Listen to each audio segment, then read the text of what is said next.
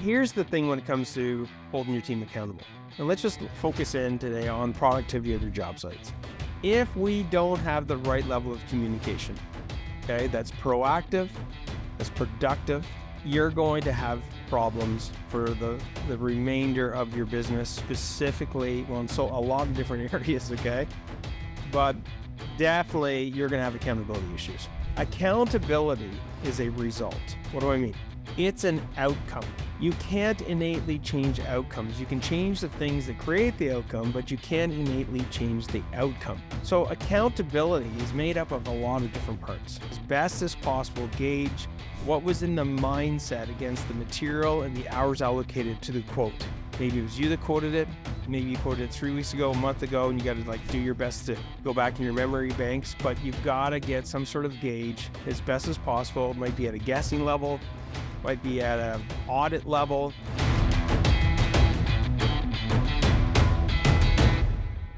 Let's get into what we're going to be talking about today. And really it's for contractors, owners of contracting business that really want to get, more time back, more control, get their business to give them the ability to get their profits to pay for their freedom. And we've helped over 6,000 contractors across North America. So these aren't just, strategies, insights where we're just winging it. All right. These are things that are actually working. So what am I excited about today? And the first part that we're going to be touching on today, which is super cool, I think it's going to really help you guys, is really how to encourage your team to have the right level of accountability so that you can actually make your jobs more profitable. Okay.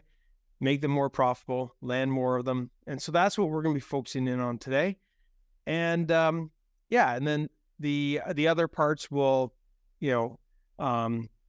be in sync with that core topic, okay, of getting this contracting business to run more and more without you. So without further ado, the way you guys are going to get the most out of this, I know everybody's in, could be in a different environment. You could be driving in your truck, could be in your office, you could be, someplace on the beach.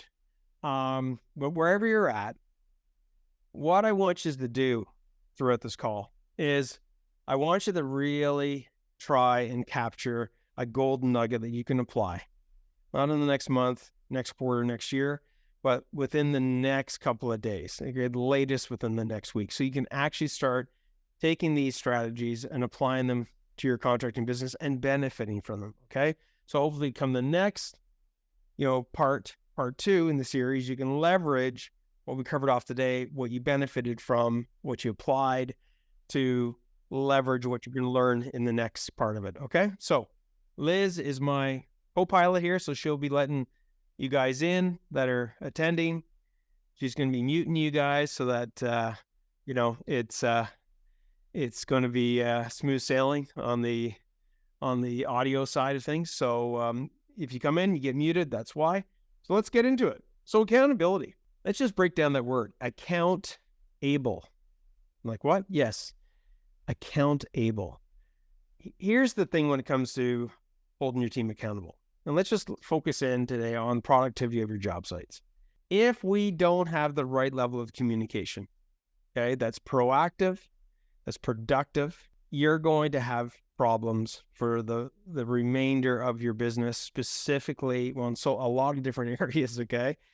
But definitely you're going to have accountability issues. Now, you might be like, Andrew, that's an obvious thing. Okay, that makes sense. Thanks, man. Thanks for nothing. Well, think about this. If you're driving in your truck right now, or in the last week or two, you've had to go and put out a fire, prevent a fire, come back from a holiday, and the business is in more chaos than it's ever been.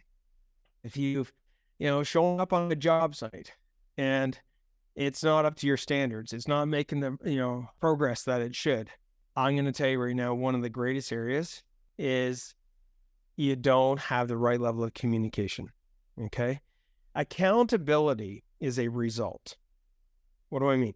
It's an outcome. You can't innately change outcomes. You can change the things that create the outcome, but you can't innately change the outcome. So accountability is made up of a lot of different parts.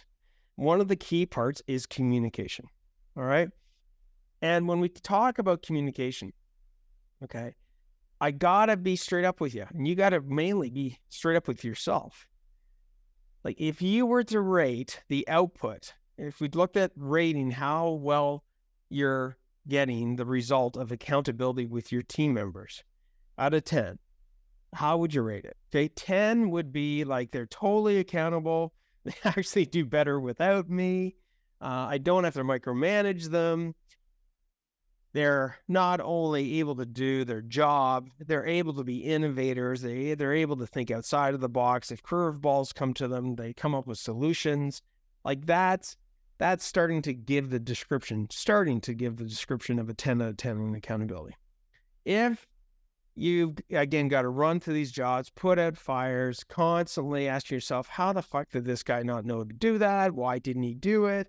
He should know better. Any of that language is going through your head, or you had those conversations with people in the last 2 or 3 weeks, then you have a poor rating of accountability. I'd give it like maybe a 5 out of 10. Okay, so step number 1 is for you. This is for you, not for me. It's to rate your level of accountability out of 10.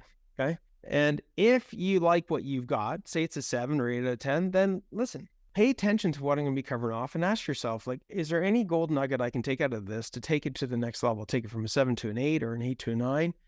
And what would that look like? If you're on the lower end of the scale, which most contractors are, no issue, no judgment. And it's more than likely not your fault because you didn't know these different strategies, but pay close attention. All right. And I want you to pick some of the things that is going to be the easiest for you to implement. That's going to give you the greatest amount of progress. Okay. So communication. What do we do about communication? Well, there's different levels of communication. When it comes to your jobs, guys, this is one of the very first places you have to start is the job and how it was quoted. If you're like, what? Andrew, what are you talking about, dude? Like, I thought you're talking about running these jobs. Yes, I'm talking about running the jobs. If the level of communication is next to nothing from how it was quoted to how the job is getting prepped, i.e. the pre-start to the run to the finish, you're fucked. You're screwed. Okay? And you're like, I still don't get it. Well, let me give you an example. I never yet, running this job, and this guy goes and quotes it. He says, Andrew, here, I need you to go run this job, gives me the blueprints. Here's what's got to get done. Okay. Doesn't tell me anything about how he quoted the job. All right. Only to find out that if he had a walkthrough with me in how he quoted the job, even before quoting the job, had a walkthrough with somebody like a project manager, the freaking guy would have realized that, halfway down a 200 run, 2-inch rigid pipe, conduit run, that there was a massive I-beam in the way, that it would have changed how he quoted the job, but he didn't. And so, I started the job and started, making progress, noticed the I-beam, made a different, took my own approach to how I was going to run, the pipes and what have you. And guess what? It added an extra 20 or 30 hours to the job, but that was the only way that we could do it. So my point, guys, is this: the detail of how you quote the jobs is a direct correlation from a communication perspective to how the jobs are going to be started, ran, and finished. So what do you do? What do you do right now? Well, from a communication perspective, you got to just pause and you got to ask yourself this question. It might not be the answers that you want, but trust me, this is going to help you. If we look at running these jobs, let's say you got 10 jobs on the go, and I'd highly advise you get a whiteboard, you take an iPad, you can type down the jobs on your phone. I don't care, but get a list of the jobs that you've got. Okay, so let's just say you had 10 jobs. The next step is this. You've got to take your best guess. It could involve the project manager, could involve some input from other people involved on the job as far as traffic lighting them. Are they a red? Are they yellow? Or are they a green? Now, why are we doing that? Andrew, I thought you were talking about the quoting process. Yes, I am. Here's the reality. You've got to have a starting point. You've got to have an order in which you approach accountability and i.e. communication to get these jobs to where they need to be and to keep them going in the right direction. You can't start with all of them at once. So we want to start with the ones that are on the, are most off track, that you think either from input, your gut, if you've got to pop out to the job site and take an assessment, you got to do that. but you want to pick the ones that are red, okay?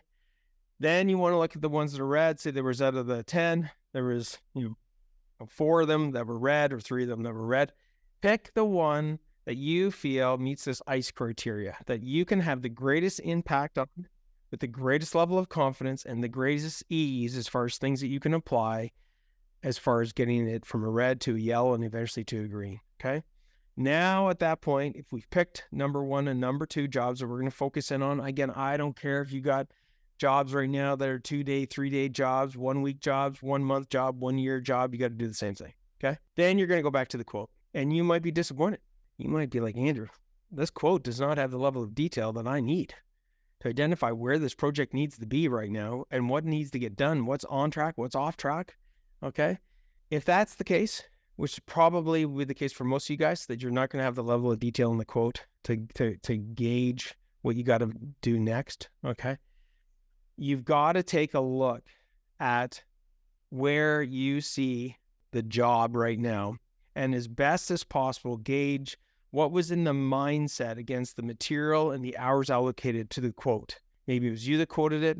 Maybe you quoted it 3 weeks ago, a month ago, and you got to do your best to go back in your memory banks, but you've got to get some sort of gauge as best as possible. It might be at a guessing level, might be at an audit level, or it might be, in the ideal case where you've got the quote, you've got the details, and you're able to leverage that level of communication, okay? So now that we've done that, we've picked which one we're going to focus on, which has told us which one we need to go and find the quote for.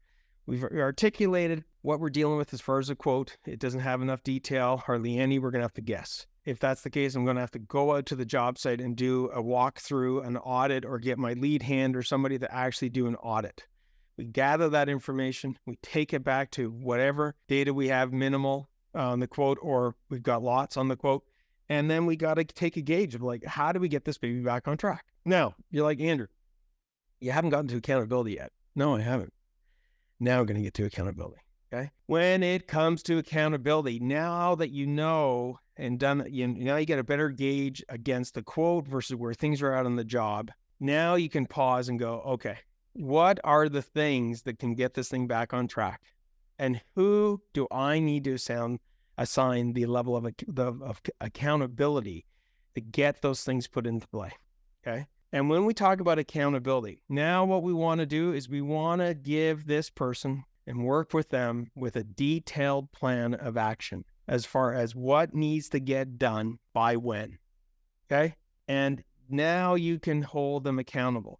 Okay, at least you've started the process of being able to communicate what they're being held accountable for, in what period of time do things need to get done. You want to cover off, where do they need some help? Where do they need resources? Okay. And then what you want to do is you want to have this written out so that you can take it to this next level of accountability. Now, this is not the absolute level of accountability, but for 90% of you guys out there, these are things that you're not doing or you're not doing well enough, okay? So now we know what needs to get done. We've assigned the people to what those things are that needs to get done. Now what we want to do is we need to create a rhythm of accountability. That's right, a rhythm. It means a cadence. It means a timing so that we're not just randomly holding people accountable to progress and what they're responsible for. We're holding them accountable from in a habitual reoccurring communication perspective. So a couple of the things we do here at Profit Contractors with our champion CEOs is start what's called the Monday morning meeting and the Friday reflection meeting. The Monday morning meeting is setting the tone and the rules of the game of what are the results we are looking for and that we need by the end of the week. Okay. If you've got people that are doing 1-day, 2-day, 3-day jobs, then it's going to be, hey, they've got a lot of different jobs that need to be completed in that period of time as far as a week. But you need to let people know what defines success for that week. Now, you can leverage the previous phase that we talked about regarding leveraging the quote and where the job is currently at as far as a red, yellow, or green. And now you can say, hey, this is what needs to get done by this period of time to get things back on track or to move it closer to being on track. Now, what happens? Now it's Friday. Now you can reflect back on the week with this person and see what kind of progress that they've made, okay? Now, you might say to yourself, well, Andrew, that's going to work. That's awesome. Perfect. Or some of you might go, some of these jobs are really off. They really need a little bit of, let's call it micromanagement. Okay. So then what you want to do, guys, is perform what's called a daily huddle. It's only a 15-minute chat with the person to make sure they're clear on what their objectives are. So you have the Monday morning meeting. Then from Wednesday to Thursday, you have the daily 15-minute huddle with these people. Make sure they're clear on what their goals are for the day. Is there anything that they need? How confident are they they're going to be able to achieve that? Then come Friday, we reflect on how that week went. So between the Monday, the Friday, and if need be, the daily huddle, trust me, you guys are going to take your accountability. You're going to take the progress of your jobs, the clarity of the jobs to the next level, okay? And, keep it simple, man. Keep it simple. If it's a simple thing of a whiteboard, we call it the progress to profit board. It goes up on the wall. Take a freaking marker, okay? Obviously, erasable one. I got screwed on that one time. That's another story for another time. Anyways, lay out a simple grid. Here's all the names of the projects. Color code with it could be checkbox or X marks the spot as far as green, yellow, red, as far as, where are they at from a progress perspective. Then you can identify, certain dates. You can have another column of action items and who's accountable for those jobs. Now you've got clarity of a plan. You got clarity of getting shit out of your head in front of your team into their hands. And now we're communicating things with a rhythm, with the right level of communication. And the right level of communication amplifies your ability to hold our team accountable. So that is part one, guys, of this 4-part series.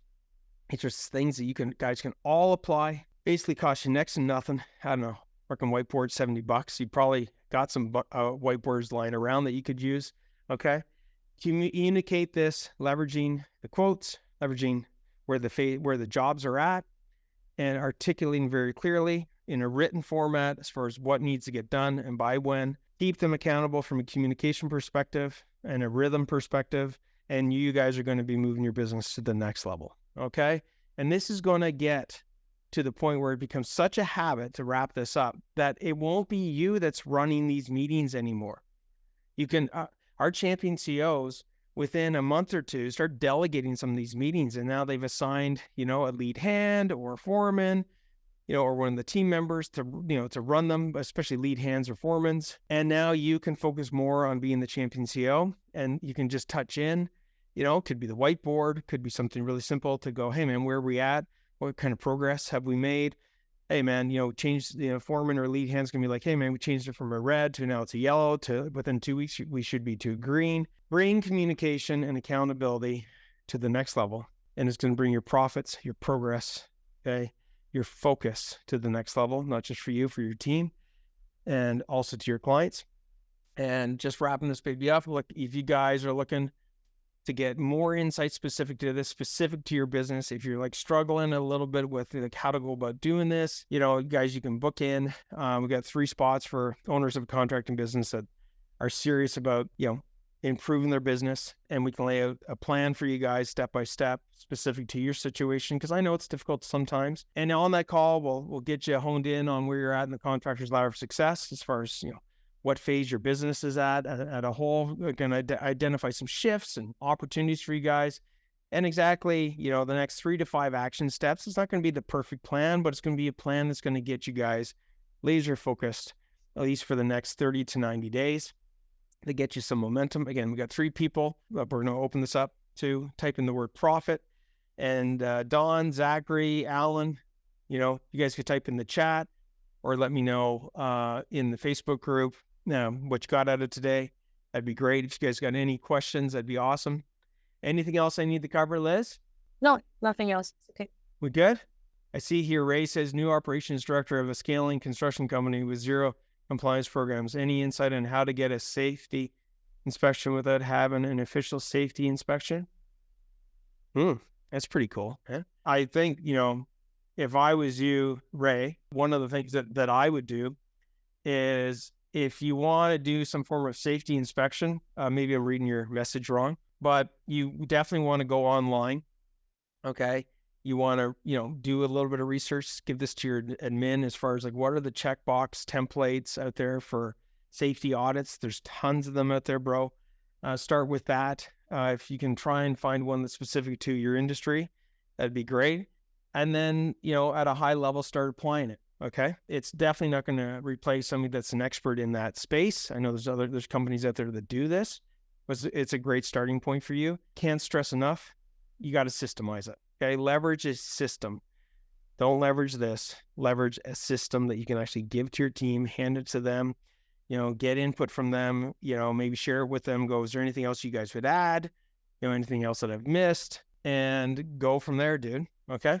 All right, everybody. Hope that was a good session. Again, you guys want to have a strategy session, 60-second strategy session, tongue twister, just type in the word profits, and I'll see you guys on the flip side. Hey, Rockstars, thank you for watching the No Bullshit Podcast for Contractors. If you enjoyed this episode, hit the subscribe button. And if you're serious about growing and need help, click on the link below. Myself and my team would love to help and give you the necessary tools so you can take your contracting business to the next level. And remember, dominate, delegate, and deliver.